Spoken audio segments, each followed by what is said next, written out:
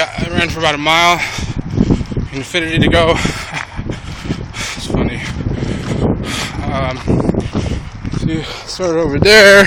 Probably can't see it, but this is my first day, so I'm starting to feel that point where it goes into feeling sick later. I don't want to do that.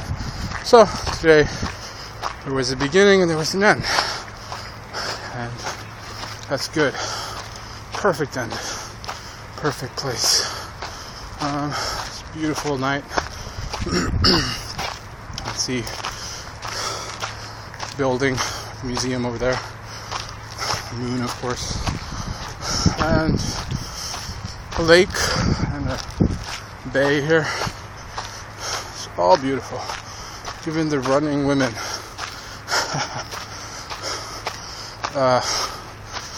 Pretty much it. Nothing more to say. Was something I was going to put on my Facebook, but I could say it here. I have gone through mental health for 8 years. I have a disease called schizoaffective disorder, which pretty much means that for months out of a year, or out of a year and a half, I lose my sanity. I wouldn't say sanity because people just grab onto that and think, oh, that's real. No. I struggle with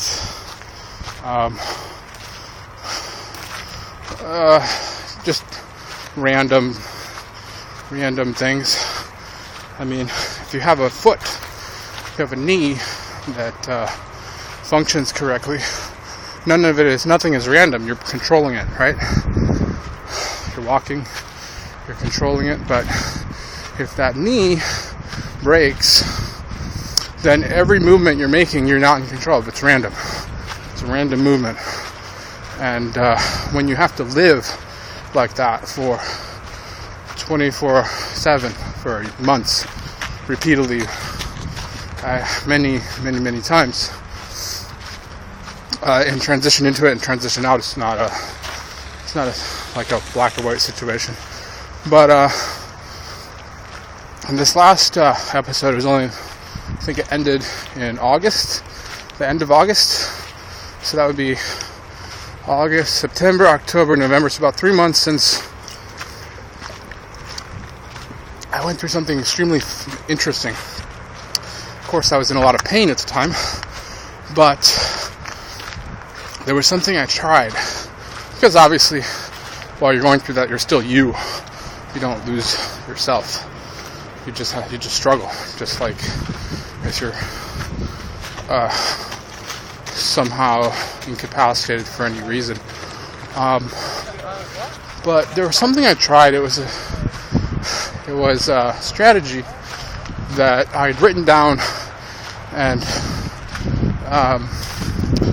I tell you, if you live a random existence, then you will notice things that happen that other people won't notice, but you'll notice, and you'll notice the amazingness of it, and even possibly think there's purpose.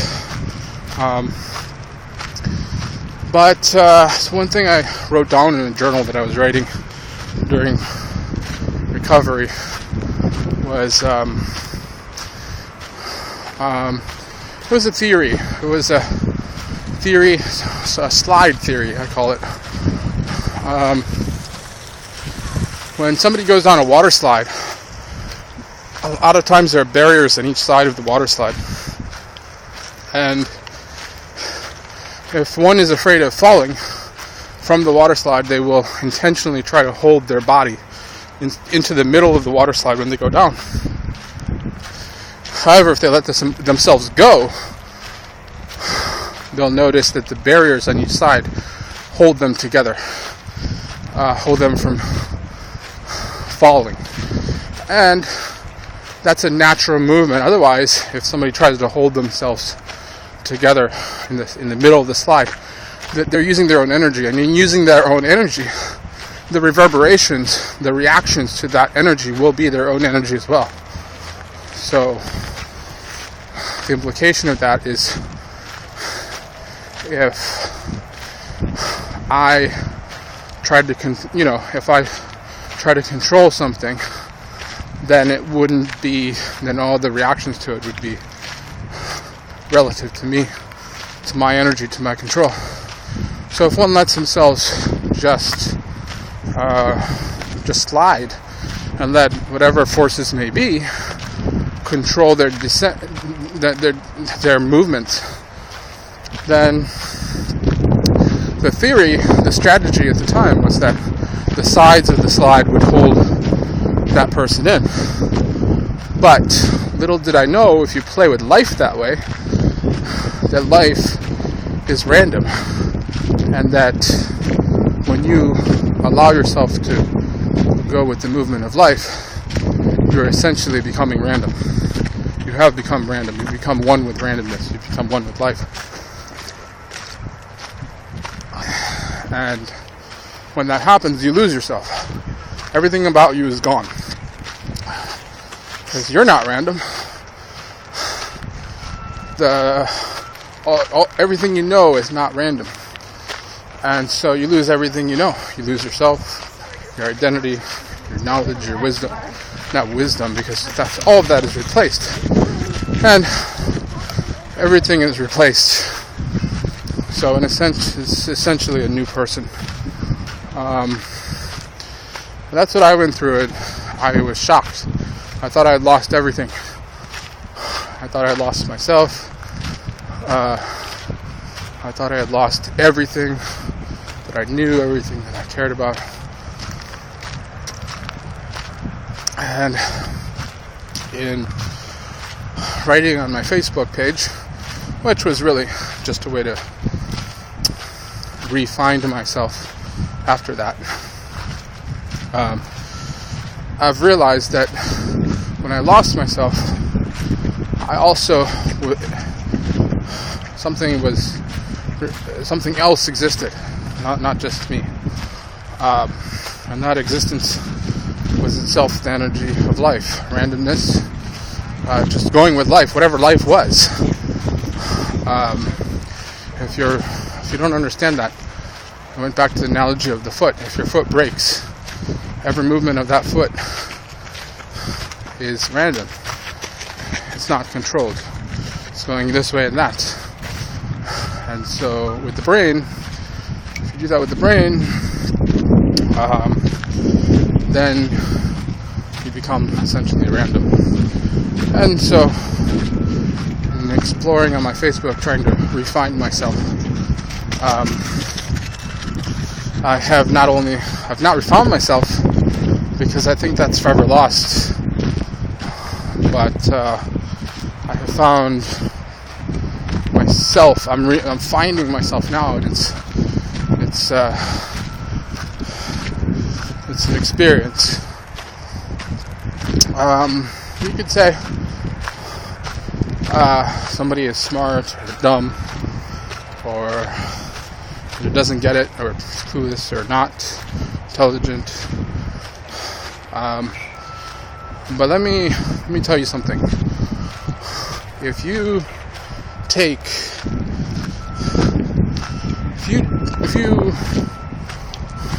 a string, a drum, take like a water drum, and you try to get an echo out of it, and you put noise into it, any noise, whatever, ooh, ding ding, or whatever, and before that echo reaches the bottom of the drum, somehow you stop it. Somehow you're able to stop it, and you're able to halt that echo, and then the resulting echo is an echo of yourself, is an echo of you who stopped that sound before it reached the bottom of the drum. When somebody lets that echo reach the very bottom of the drum, then all the reverberations of that echo are a reflection of that drum. And that's also life. if you stop the reverberation of life, the echo of life, you stop it somewhere, it'll only reflect you. And if you are in a situation where it reaches the very bottom, it's going to reflect life. And then we would discuss how intelligent life is, how very much is it dumb? Does it have, can you really describe life in that way? And so anyway, maybe some people may not be open, or may not understand, or maybe concerned because it doesn't sound like something they've ever heard, or maybe never heard from me. Anyway, but that's the nature of life, is that we all change. In fact, it may be tomorrow or the next day, or the next time I go through an episode, mental health episode, or I plunge into it like a diving board, going deeper until I start coming up to the surface. That's not a good analogy, especially with the other things I've said, but the point is that change is all around us. I don't think I'll ever be able to change myself, but it's possible, since the nature of my mental illness, that I may change, may find something else. I don't know if anybody understands what I'm saying, but